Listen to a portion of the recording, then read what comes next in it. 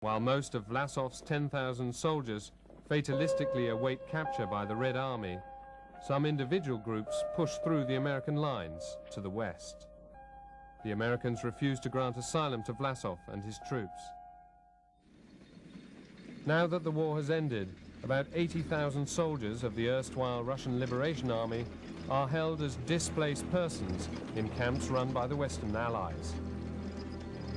In addition, there are several Cossack units, notorious partisan fighters, who had been first put under Vlasov's command in 1945.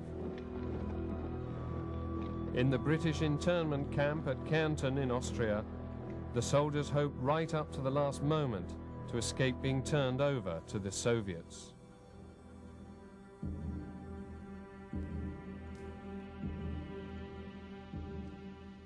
The general mood in both the government and the people of England was not sympathetic to the Vlasov people. I mean, they were frankly regarded as people who had either helped or wanted to help our common enemy, who was Hitler, and therefore, in a sense, traitors. At the beginning of June, the British Army begins the handover.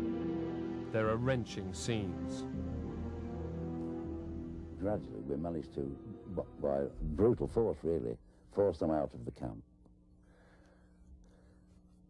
Then they linked arms and sat on the ground and said, "We're not moving from here." So again, force had to be used. Not only soldiers are being repatriated, but also women and children. Among them, Zoe Polanska, then 15 years old.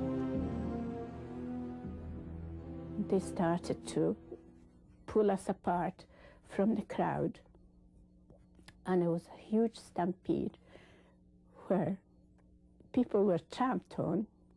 Some of them died, some of them wounded. Shots were fired. We really didn't know what was happening. I saw one lady, obviously a Cossack lady. She got the traditional long black skirt on and a shawl over her head, but she got what appeared to me to be a bundle of white clothes, which she suddenly struck on the bridge, twice on the bridge, grabbed the bundle in her arms, and then jumped off the bridge into the raging river and was washed away. As we cross over the River Drau, left and right, full of people drowning, just like autumn leaves, little heads bobbing in and out. And a lot of,